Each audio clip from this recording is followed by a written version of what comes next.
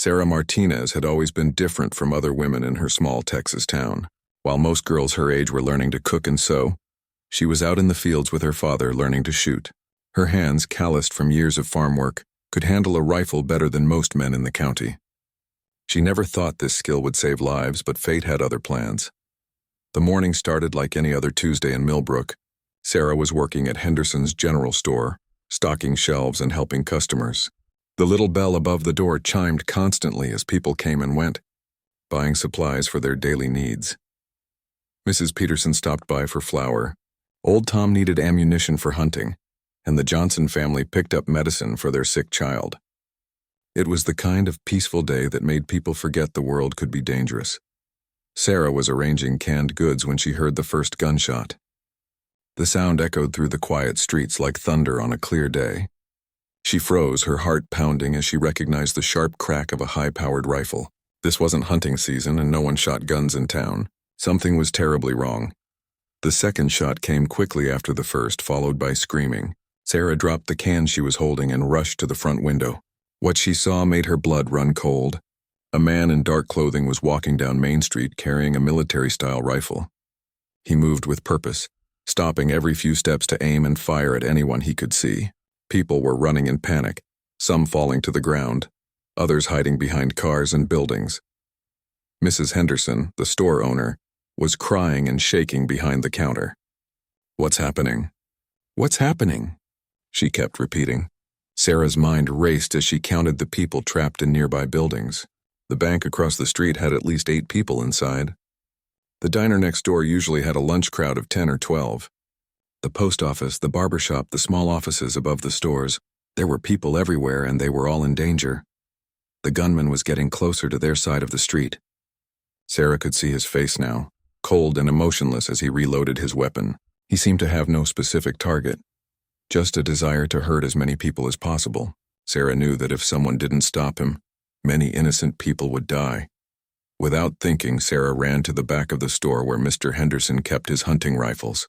Her hands moved automatically, checking the weapon and loading it with the smooth efficiency her father had taught her.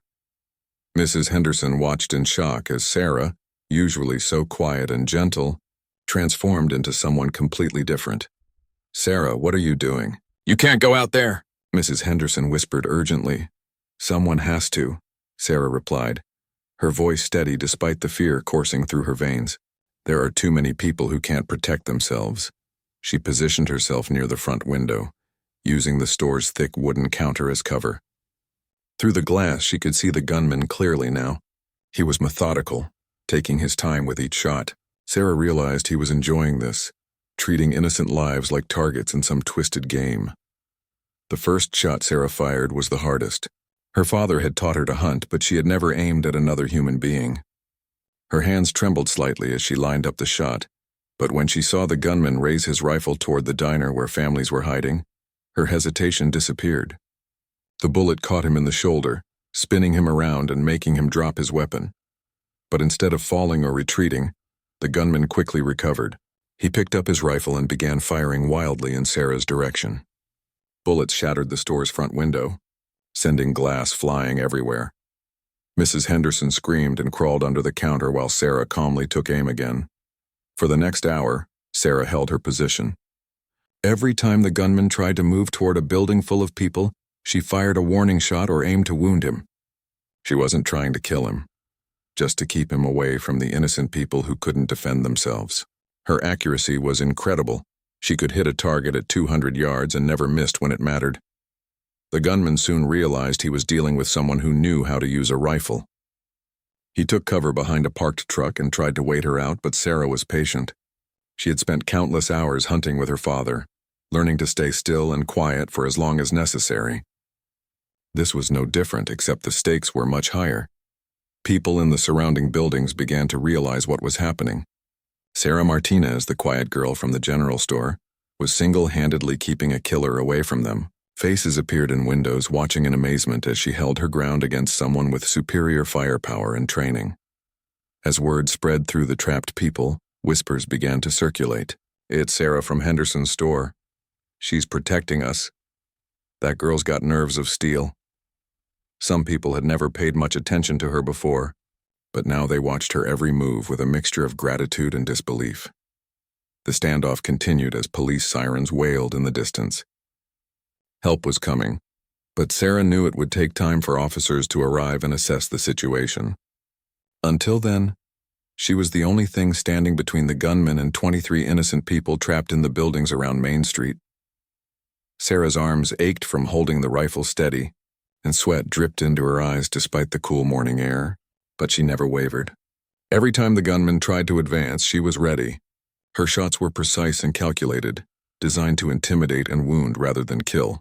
She was buying time, keeping him occupied and away from his intended victims. As the morning wore on, Sarah began to notice something strange about the gunman's behavior. He seemed to know the layout of the town very well, almost as if he had studied it beforehand.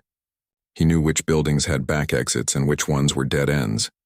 He moved like someone familiar with every street and alley. This realization sent a chill down Sarah's spine, but she pushed the thought aside. Right now, her only focus was protecting the people counting on her to keep them safe. The police finally arrived after what felt like hours but had only been 90 minutes. Sarah watched through the broken window as 3 patrol cars surrounded the area, officers taking positions behind their vehicles. She felt a wave of relief wash over her, knowing that professional help had finally come. But her relief was short-lived when she realized the officers seemed confused about what was happening. Sheriff Williams spoke through a megaphone, his voice echoing off the buildings. "This is the police. Put down your weapons and come out with your hands up." Sarah understood immediately that the officers couldn't tell who was the threat and who was helping. From their position, they could see 2 people with rifles, the gunman and Sarah. The situation became more complicated when the gunman began moving toward the police officers, using the confusion to his advantage. Sarah could see what he was planning. He would try to blend in with any civilians who might be released, or worse, he might try to take an officer's weapon. She knew she had to communicate with the police somehow, but leaving her position would put all the trapped people at risk. Mrs. Henderson, who had been hiding behind the counter, suddenly stood up. Despite her fear, she had found her courage. "I'm going to talk to them," she told Sarah. "They need to know you're helping us." "It's too dangerous," Sarah replied, not taking her eyes off the gunman. "He might shoot at anyone who moves," but Mrs. Henderson was determined. She had watched Sarah risk her life for everyone else, and now it was her turn to help. Staying low, she made her way to the back of the store and slipped out through the rear exit. Sarah continued to monitor the gunman, making sure he didn't notice Mrs. Henderson's movement. Within minutes, Sarah could hear Mrs. Henderson talking rapidly to the officers, explaining the situation. The tone of the police response changed immediately.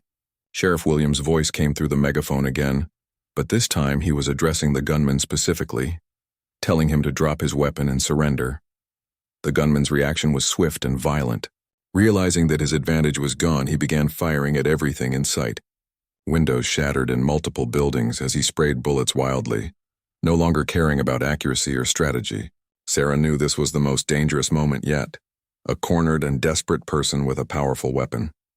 She adjusted her position, trying to get a clear shot that would end the threat without risking the lives of the police officers or civilians. But the gunman was moving erratically now, making it difficult to predict his next move. Sarah had to wait for the right moment, the perfect opportunity when she could be sure her shot would count. That moment came when the gunman paused to reload. Sarah had been counting his shots just as her father had taught her when hunting. She knew he would need fresh ammunition, and that brief pause would give her the opening she needed. As soon as he ducked behind a car to change magazines, Sarah moved to a better position near the store's side window. When the gunman emerged from cover, Sarah was ready. Her shot was perfect, hitting him in the leg and sending him crashing to the ground. His rifle skittered across the pavement, well out of reach. The police officers immediately moved in, surrounding the wounded man and securing his weapon. It was over. The silence that followed was deafening. For almost 2 hours, the sound of gunfire had echoed through the streets of Millbrook. Now there was only the sound of sirens, people crying, and the static of police radios. Sarah set down her rifle and slumped against the wall, suddenly feeling exhausted. The adrenaline that had kept her sharp and focused began to wear off, leaving her shaking and emotional. People began emerging from the buildings where they had been trapped. One by one, they came out of the bank, the diner, the post office, and the other shops. Sarah watched through the broken window as families reunited, friends embraced, and strangers comforted each other. She had kept all of them safe, but the weight of what had just happened was beginning to sink in. Sheriff Williams entered the store, followed by 2 other officers. He was a tall man with gray hair and kind eyes, someone Sarah had known since childhood. But the way he looked at her now was different.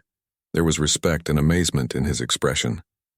"Sarah," he said softly, "what you did today, I've never seen anything like it. You saved a lot of lives." Sarah nodded but couldn't find words to respond. She was still processing everything that had happened. The sheriff continued, "We're going to need you to come to the station to give a statement. This is going to be a big story, and there will be investigators from the state who want to talk to you." As they prepared to leave the store, people began gathering outside. Word had spread quickly through the small town about what Sarah had done. The 23 people she had protected wanted to thank her personally. There was Mr. Johnson from the bank, the Wilson family from the diner, old Pete from the barbershop, and many others. They formed a small crowd, all wanting to shake her hand or simply say thank you. Sarah felt overwhelmed by the attention. She had never considered herself a hero. She had simply done what needed to be done. But as she looked into the faces of the people she had saved, she began to understand the magnitude of her actions. These were her neighbors, people she had known her entire life. Without her intervention, many of them might not have gone home to their families that night. The local newspaper reporter, Jimmy Carson, arrived on the scene with his camera. Sarah had gone to school with Jimmy, and he approached her with the same mixture of respect and disbelief she had seen in everyone else's eyes. "Sarah, can I ask you a few questions? The whole state is going to want to know about this." But before Sarah could answer, Sheriff Williams stepped in. "Not right now, Jimmy. She needs to give her statement first, and she's been through enough for one day." As they walked toward the police station, Sarah noticed something that made her pause. The gunman was being loaded into an ambulance, and for the first time she got a clear look at his face. There was something familiar about him, something that nagged at the back of her mind. She couldn't place where she had seen him before, but she was certain their paths had crossed somehow. Sheriff Williams noticed her staring. "Do you recognize him?" Sarah shook her head slowly. "I'm not sure. Maybe. There's something familiar about him, but I can't remember where I might have seen him." The sheriff made a note of this. "We'll figure out who he is soon enough. Right now, let's focus on getting your statement and making sure you're okay." As they reached the police station, Sarah turned back to look at Main Street. The broken glass was being swept up, the damaged buildings were being secured, and life was slowly returning to normal. But she knew that nothing would ever be quite the same again. The quiet girl who worked at Henderson's general store had become someone else entirely in the span of a few hours, and there was no going back. The police station had never been so busy. Investigators from the state police arrived within hours, followed by FBI agents who wanted to understand every detail of the incident. Sarah found herself in the center of attention she never wanted, answering the same questions over and over again. Everyone wanted to know how a 24-year-old store clerk had managed to hold off an armed gunman for nearly 2 hours. Detective Reynolds, a serious woman in her 40s, led the questioning. She had kind eyes but asked tough questions, probing every aspect of Sarah's actions and motivations. "Tell me about your shooting experience," she said. Pen poised over her notepad. Sarah explained about her father's lessons, the countless hours spent hunting, and the competitions she had won at the county fair. But even as she talked, she could see the detective was impressed by something more than just good shooting skills. What Sarah had done required split-second decision-making, nerves of steel, and tactical thinking that went beyond simple marksmanship. "Have you ever had military training?" Detective Reynolds asked. "No, ma'am. Just what my father taught me and some books I read about hunting and gun safety." The detective exchanged glances with her partner. Sarah's performance had been almost professional in its precision and restraint. She had managed to wound the gunman multiple times without killing him, keep him pinned down for hours, and protect 23 people without any of them getting hurt. It was the kind of tactical response they would expect from trained law enforcement or military personnel. Meanwhile, the investigation into the gunman's identity was revealing disturbing information. His name was Marcus Webb, and he had no criminal record. He was a drifter who had been moving from town to town across 3 states, working odd jobs and keeping to himself. What troubled the investigators was that he had been in Millbrook for almost 3 weeks before the attack. Plenty of time to study the town and plan his assault. Sheriff Williams brought this information to Sarah during a break in her questioning. He's been living in that old motel on the edge of town, he told her. Paid cash, kept to himself, but Mrs. Murphy at the front desk says he asked a lot of questions about the town layout and the people who lived here. Sarah felt a chill run down her spine. You mean he was planning this for weeks? Looks that way. And Sarah, there's something else. He had a list. The sheriff handed her a photocopy of a handwritten note found in Webb's motel room. It contained the names and addresses of 23 people, exactly the same number Sarah had protected during the standoff. Her own name was at the top of the list. Sarah stared at the paper, her hands trembling slightly.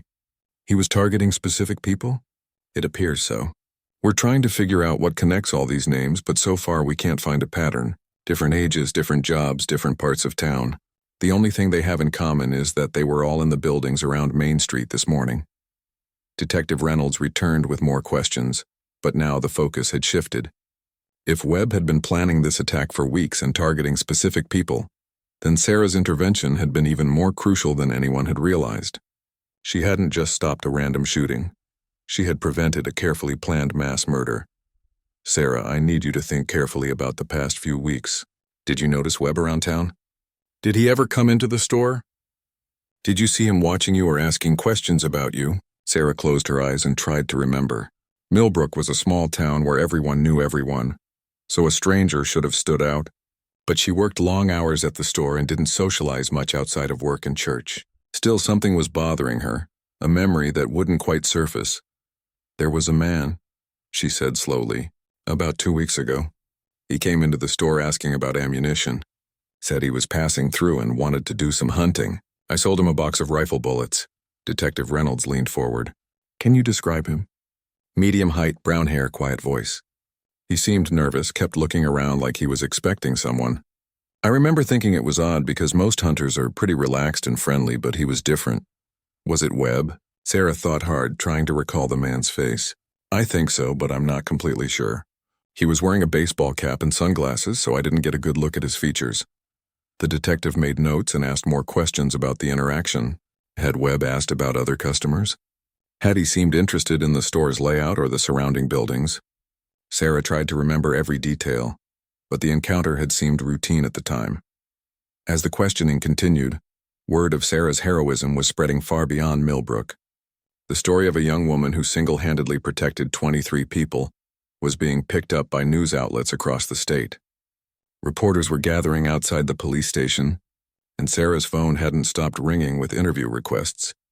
Sheriff Williams tried to shield her from the media attention, but he knew it was only a matter of time before the story went national. Sarah, you need to be prepared for this to get much bigger. What you did today is the kind of story that captures people's imagination. You're going to be famous whether you want to be or not. Sarah felt overwhelmed by the prospect. She had never wanted to be in the spotlight, never sought attention or recognition. All she had wanted was to protect her neighbors and friends. The idea of being on television and in newspapers made her uncomfortable. Dr. Martinez, Sarah's father, arrived at the station in the evening. He was a quiet man who had raised Sarah alone after her mother died when Sarah was 12. He looked proud but worried as he embraced his daughter. I taught you to shoot to protect yourself and to hunt for food, he said quietly. I never imagined you would use those skills to save so many lives. Did I do the right thing, Papa? Sarah asked, using the childhood name she still called him when she was scared or uncertain. You did what your heart told you to do, he replied. You saw people in danger and you protected them. That's who you are, Mija. That's who I raised you to be. As the day wound down, Sarah was finally allowed to go home. But as she and her father walked to their truck, she couldn't shake the feeling that something important was being overlooked. Webb's list bothered her more than she could explain. Why had her name been at the top? What connected her to the other 23 people? And most troubling of all, how had Webb known that all of those specific people would be in those exact buildings at that particular time? The answers to these questions would prove to be more shocking than anyone could have imagined, and they would turn Sarah's heroic story into something much more complex and disturbing. But for now, she was just grateful to be going home with her father, leaving behind a day that had changed her life forever.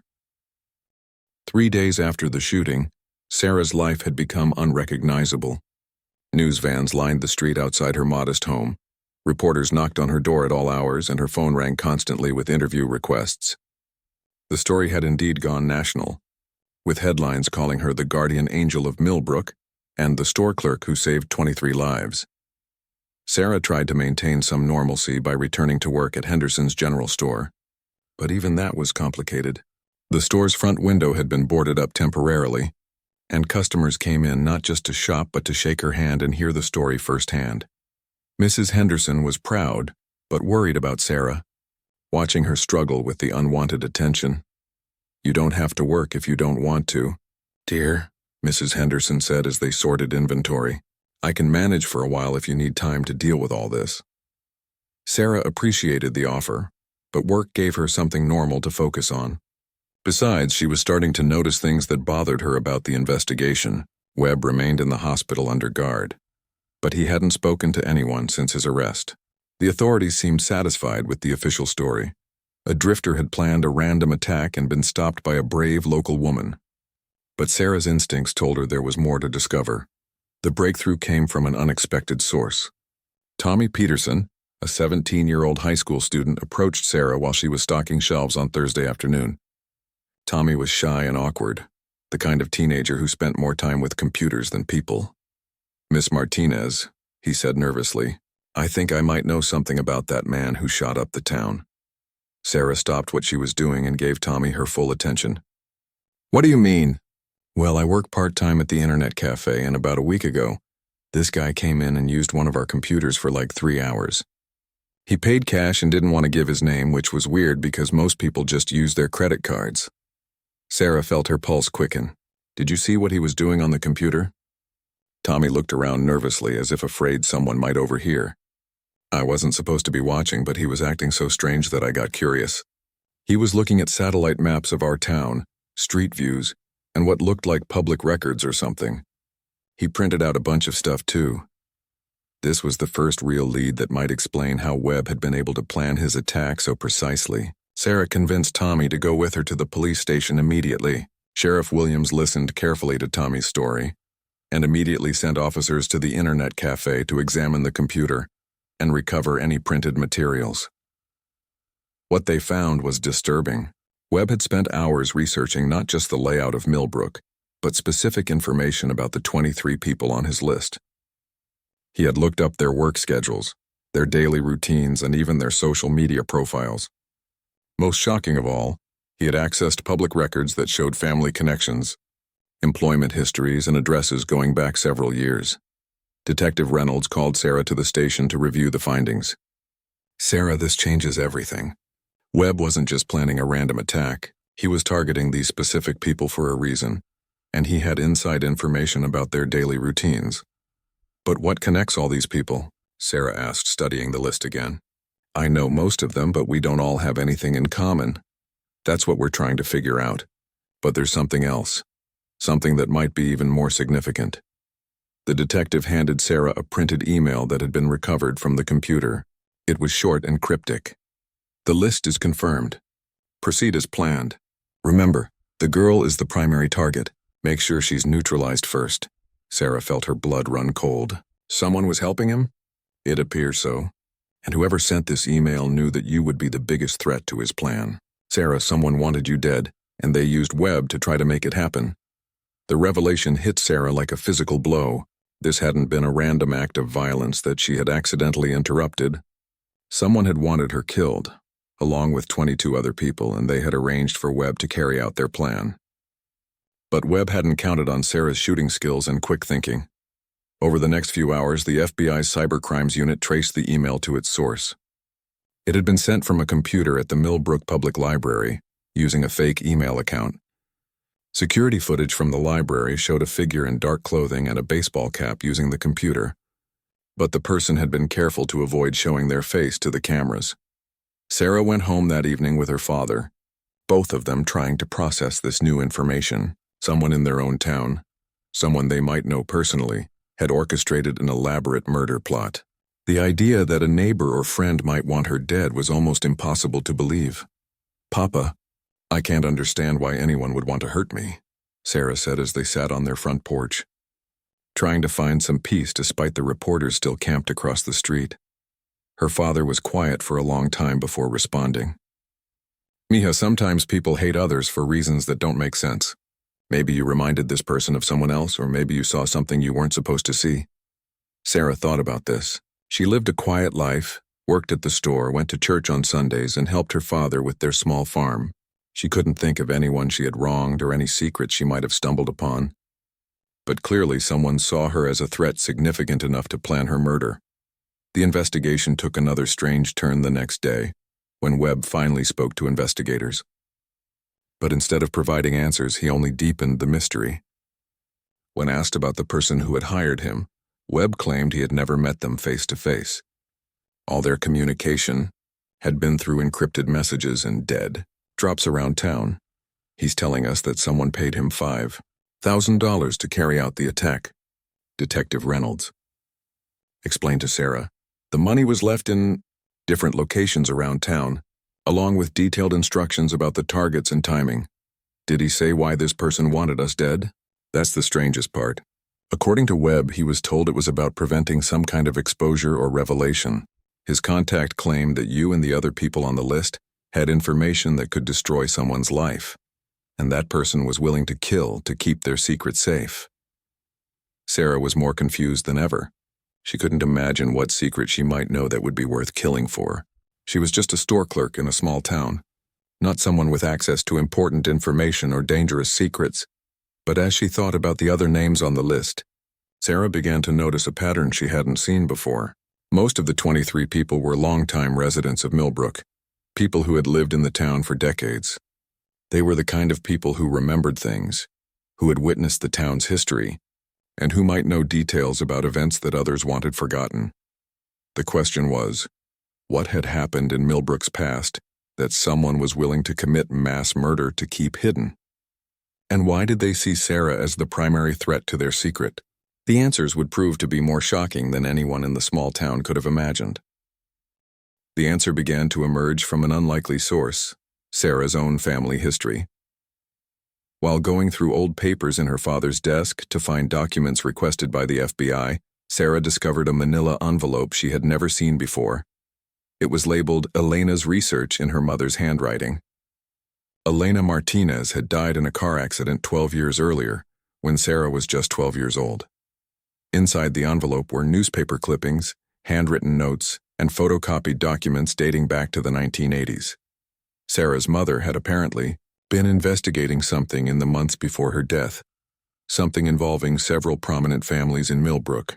The papers told a story that Sarah had never heard before, a dark chapter in her town's history that had been carefully hidden for decades.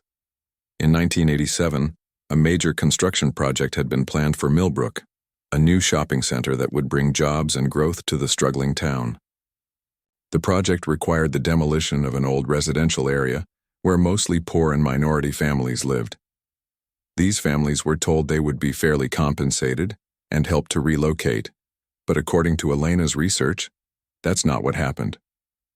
The families were forced out of their homes with minimal compensation, and many of them lost everything they owned. Some moved away from Millbrook entirely, unable to afford housing anywhere else in town. Others ended up in substandard rentals, on the outskirts of town, forgotten and ignored by the community that had displaced them. What made this story particularly disturbing was Elena's evidence that the displacement had been orchestrated through fraud and intimidation. Property values had been deliberately underestimated, legal documents had been forged, and families who tried to fight the process had been threatened. Several prominent citizens of Millbrook had profited enormously from the scheme, buying the land cheaply and selling it to developers at huge markups. Sarah stared at the names in her mother's notes, recognizing several of them as current community leaders. There was Judge Harrison, who still presided over the county court. Mayor Brennan, who had been a city councilman in the 1980s and was now serving his third term as mayor. Police Chief Morgan, who had been a young officer then but had witnessed the intimidation tactics used against the displaced families. But the most shocking name in the documents was someone Sarah had known and trusted her entire life, Sheriff Williams, who had been a detective in 1987 and had allegedly helped cover up evidence of the fraud. According to Elena's notes, he had been paid to look the other way when families reported threats and harassment. Sarah's hands trembled as she read her mother's final entry, dated just 2 weeks before her fatal car accident. I have enough evidence to expose the conspiracy, but I need to find more witnesses. Several of the displaced families are still alive and willing to testify. I plan to approach them this week and then take everything to the state authorities. The people of Millbrook deserve to know the truth about what happened to their neighbors. The implications hit Sarah like a thunderbolt. Her mother hadn't died in a random accident. She had been investigating a conspiracy involving some of the most powerful people in town, and she had been planning to expose them just before her death. Now 23 people who might have knowledge of these events were being targeted for murder, with Sarah at the top of the list because she was Elena's daughter.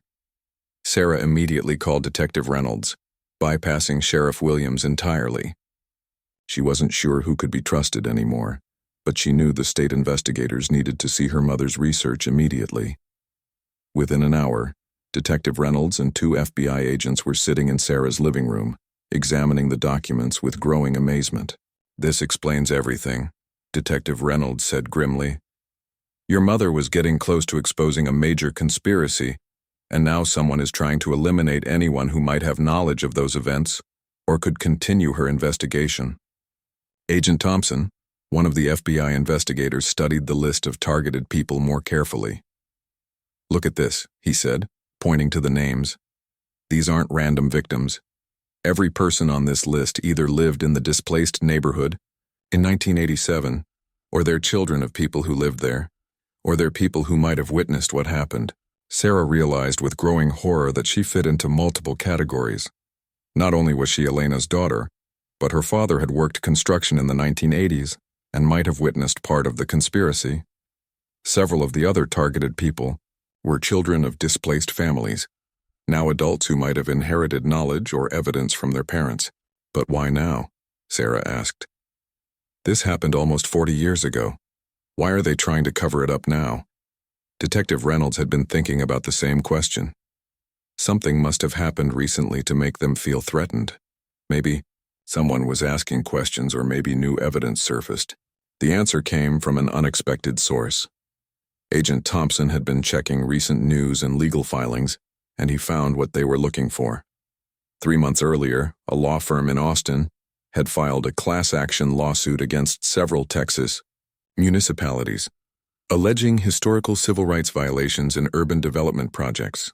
The firm was specifically looking for cases involving minority displacement and property fraud in small towns during the 1980s.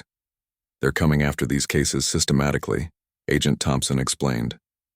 And if Elena's research had survived and been presented to this law firm, it would have been exactly the kind of evidence they needed to prove their case against Millbrook. Sarah felt a mixture of pride and sadness as she realized her mother had been ahead of her time. In 1999, few people cared about justice for displaced families from the 1980s.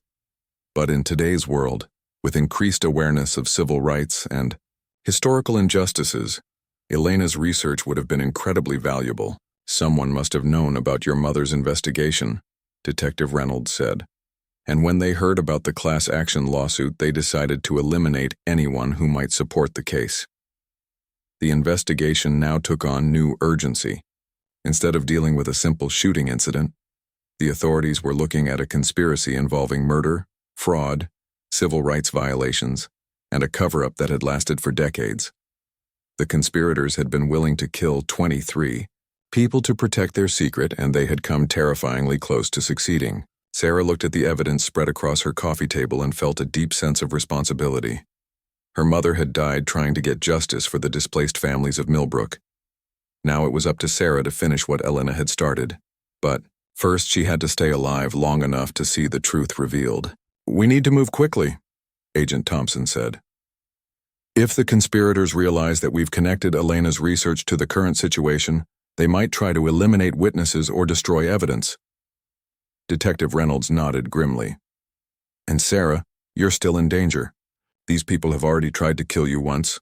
We need to make sure they don't get a second chance." As plans were made for Sarah's protection and the expanded investigation, she couldn't help but think about her mother. Elena Martinez had been a brave woman who had refused to ignore injustice, even when it put her own life at risk. Now Sarah understood that she had inherited more than just her mother's research.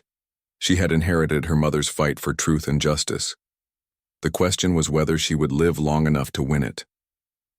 The net was closing in on the conspirators, but they weren't going down without a fight. 2 days after Sarah discovered her mother's research, another attempt was made on her life. This time, it wasn't a stranger with a rifle. It was someone she had known and trusted for years. Sarah was leaving the grocery store with her father when Police Chief Morgan approached them in the parking lot. He seemed friendly and concerned, just as he had been throughout the investigation. But something in his eyes made Sarah's instincts scream danger. "Sarah, we need to talk privately," Chief Morgan said. "There's been a development in the case that I can only discuss with you." Sarah's father started to follow, but Morgan held up his hand. "Sorry, Mr. Martinez, but this is confidential police business. Sarah, my car is right over there." Every alarm bell in Sarah's head was ringing. She remembered her mother's notes mentioning Morgan as one of the young officers who had witnessed the intimidation tactics in 1987. She also realized that, as police chief, he would have had access to all the information about the investigation, including the fact that she had found Elena's research. "I'll talk to you at the station," Sarah said carefully. With Detective Reynolds present, Morgan's expression hardened slightly. "I'm afraid that won't be possible. Detective Reynolds has been called away on another case. It's just you and me right now." Sarah's father stepped closer to his daughter, sensing the tension. "Sarah doesn't have to go anywhere with you, Chief. If this is official business, you can speak to our lawyer. Mr. Martinez, please don't make this more difficult than it needs to be," Morgan said, his hand moving subtly toward his weapon. "Sarah, you've caused a lot of trouble with your mother's old papers. Some people think it's time to put this whole matter to rest permanently." The threat was clear now. Sarah realized that Morgan was there to finish what Webb had failed to accomplish. But unlike Webb, Morgan knew Sarah's capabilities and wasn't going to give her the chance to reach for a weapon. He was also in uniform, which meant any witnesses would assume he was legitimately arresting her. "Papa, get behind the truck," Sarah said quietly, never taking her eyes off Morgan. "Sarah." "We can work this out," Morgan said, trying to sound reasonable. "Your mother was asking too many questions about things that happened a long time ago. People made mistakes, but they don't deserve to have their lives ruined over it. Just come with me quietly, and we can discuss a solution that works for everyone." "You mean the solution where I end up dead like my mother?" Sarah replied. Morgan's mask finally slipped completely. "Your mother's car accident was unfortunate but necessary." She wouldn't listen to reason. She was going to destroy the lives of good people over something that happened decades ago. The families that were displaced got money for their houses. Maybe it wasn't as much as they wanted, but they weren't cheated. "You're lying," Sarah said. "My mother's research shows exactly how much they lost. Families that had lived in those houses for generations got a few $1,000s and were forced out with nowhere to go. Ancient history," Morgan snapped, "and not worth destroying the lives of people who have served this community for 40 years. Sarah could see that Morgan was getting agitated and desperate.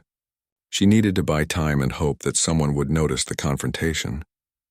The grocery store parking lot was busy, but people seemed to be giving them space, assuming it was official police business. "Who else is involved?" Sarah asked. "Sheriff Williams? Mayor Brennan? Judge Harrison? You don't need to know that.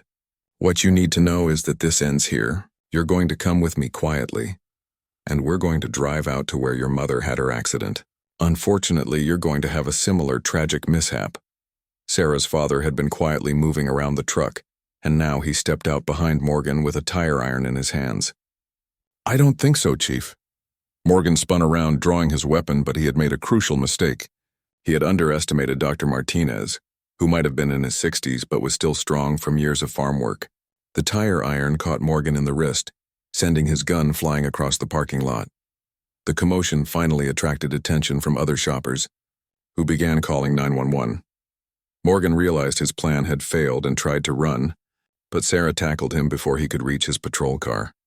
Years of farm work had made her strong, and she wasn't about to let her mother's killer escape. Within minutes, the parking lot was full of patrol cars.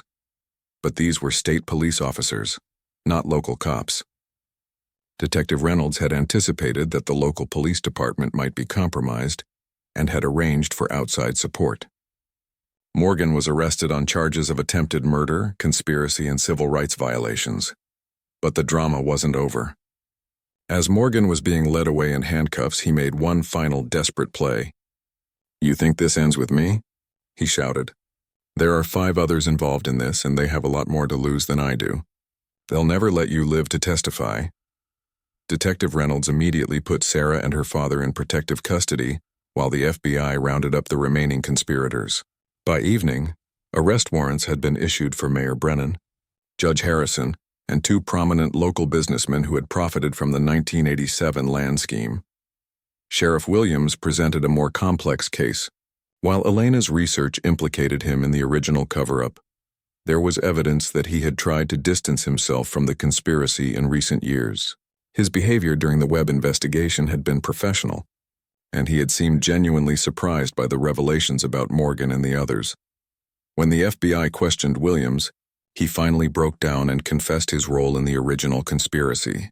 "I was a young detective and I was told to look the other way," he said. "I knew it was wrong, but I was afraid of losing my job.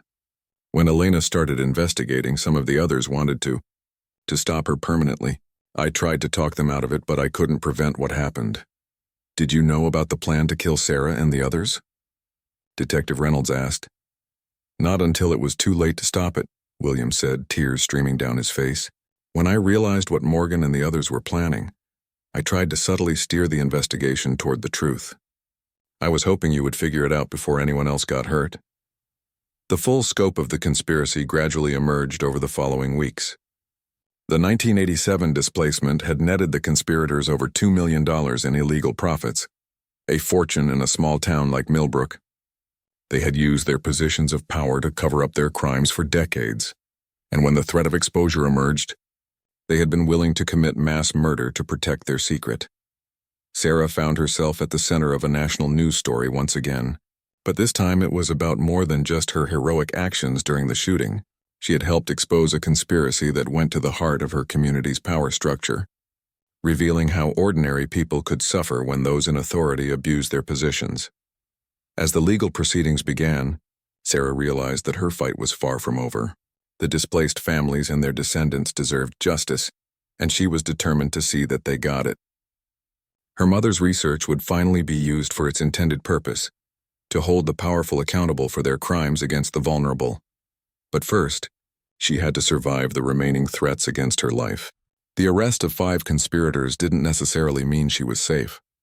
In a small town like Millbrook, secrets ran deep, and there might be others who had profited from the conspiracy and would do anything to keep it hidden. 6 months later, Sarah stood in the packed Millbrook Community Center, watching as Judge Morrison from the state Supreme Court delivered the final verdict in the civil rights case. The room was filled with descendants of the families who had been displaced in 1987, lawyers from the Austin firm that had taken their case, and reporters from across the state who had followed the story. From its violent beginning to this moment of justice, the court finds that the defendants engaged in a systematic conspiracy to defraud an illegally displaced minority families from their homes, Judge Morrison announced. The evidence clearly shows that property values were deliberately understated. Legal documents were forged and intimidation tactics were used to force families from their homes with inadequate compensation. Sarah felt her eyes fill with tears as she looked around the room at the elderly faces of people who had suffered for decades in silence. Mrs. Rodriguez, now 78, had been just 35 when she was forced from her family's home with 3 young children and nowhere to go. Mr. Washington, 81, had lost the garage where he had run a successful auto repair business, never recovering financially from the displacement. Furthermore, Judge Morrison continued, the court finds that the subsequent cover-up, including the murder of investigative journalist Elena Martinez and the attempted murder of multiple witnesses, represents one of the most serious abuses of power in this state's recent history. The criminal trials had concluded 2 months earlier. Mayor Brennan, Judge Harrison, and the 2 businessmen had each received sentences of 15 to 25 years for conspiracy, civil rights violations, and accessory to murder. Police Chief Morgan, as the one who had actually carried out Elena's murder and attempted to kill Sarah, received life in prison without parole. Sheriff Williams had cooperated fully with investigators and received a reduced sentence of 5 years, along with the loss of his pension and law enforcement certification. His testimony had been crucial in proving the full extent of the conspiracy and in recovering hidden assets that could be used to compensate the victims. The civil judgment was substantial, $12 million in damages and compensation, to be paid from the defendant's assets and from a fund created by selling properties that had been illegally obtained. It wouldn't fully compensate for 40 years of suffering, but it was a start. After the hearing, Sarah found herself surrounded by family members of the displaced residents. They wanted to thank her not just for exposing the conspiracy, but for finishing the work her mother had started. "Your mama would be so proud," Mrs. Rodriguez said, taking Sarah's hands in her weathered ones. "She died trying to get justice for our families, and you made sure her death wasn't in vain." Sarah had struggled with survivor's guilt throughout the investigation and trials. 23 people had been targeted for murder because of information they might have possessed, and she was the only one who had been aware of the danger in time to fight back. The fact that her quick thinking and shooting skills had saved not just her own life, but the lives of 22 other people still felt overwhelming. Detective Reynolds, who had become a friend during the long investigation, approached Sarah as the crowd began to disperse. "So what's next for you?" she asked. "I heard you turned down the book deals and movie offers," Sarah smiled. "I'm not interested in getting rich off this story, but I am interested in making sure it doesn't happen again." Sarah had indeed turned down numerous offers to monetize her story.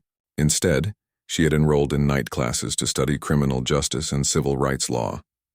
Her plan was to work with organizations that investigated historical injustices and helped communities uncover buried truths about their past. "I've been thinking about something my mother wrote in her research," Sarah continued. "She said that the people of Millbrook deserve to know the truth about what happened to their neighbors. I think that's true for a lot of places. There are probably dozens of communities where similar things happened, and the stories were just buried deeper." The transformation of Millbrook itself had been remarkable. The exposure of the conspiracy had led to a complete change in the town's leadership. New elections had brought in reform candidates committed to transparency and accountability. The town council had formally apologized to the displaced families and established a memorial park on the site where the old neighborhood had once stood. Sarah's own life had changed dramatically as well. She had left her job at Henderson's general store to focus on her studies and her new advocacy work. Mrs. Henderson had been completely supportive, proud that someone she had known since childhood was making such a difference in the world. The media attention had been intense but manageable, partly because Sarah had been selective about interviews and had always tried to keep the focus on the victims rather than on herself. She had become a symbol of ordinary people standing up to corruption, but she was careful not to let that overshadow the real issues of justice and accountability. As Sarah walked home through the streets of Millbrook that evening, she reflected on how much had changed since that Tuesday morning when she had picked up a rifle to protect her neighbors. She had thought she was just stopping a random shooting, but fate had chosen her for something much larger, to uncover a decades-old conspiracy and bring justice to families who had been forgotten by almost everyone else. Her father was waiting on the porch when she arrived home, just as he had been every evening since the shooting. Dr. Martinez had been incredibly proud of his daughter throughout the ordeal, but Sarah knew he worried about the dangers she had faced and the responsibilities she had taken on. "How did it go today, mija?" he asked as she sat down beside him. "Justice was served," Sarah replied simply. "Mama's work is finally finished." They sat in comfortable silence for a while, watching the sun set over their small town. Sarah thought about the future, about her studies, about the other communities that might need help uncovering their buried secrets, and about the displaced families who could finally begin to heal from decades of injustice. She also thought about Marcus Webb, still serving his sentence in a state prison. In the end, he had been just a tool used by more powerful people, a troubled man manipulated into committing violence he might never have considered on his own. His cooperation with investigators had helped expose the full scope of the conspiracy, and Sarah found that she felt more pity than anger toward him. The real villains had been the people in positions of trust and authority who had abused their power for personal gain, then compounded their crimes by covering up the truth for decades. They had been willing to commit mass murder to protect their secret, but in the end, their conspiracy had been exposed by the very person they had most wanted to silence. As darkness fell over Millbrook, Sarah felt a deep sense of peace. Her mother's spirit could finally rest, knowing that the truth had been revealed and justice had been served. The families who had been displaced could begin to heal, and the community could move forward with honesty and integrity. Sarah Martinez had been chosen by fate to protect 23 people with her rifle, but she had discovered that her real mission was to protect something even more important: the truth itself. In a world where powerful people often escaped consequences for their actions, she had proven that sometimes, just sometimes, justice could prevail. And that was a legacy worthy of the mother who had died fighting for the same cause.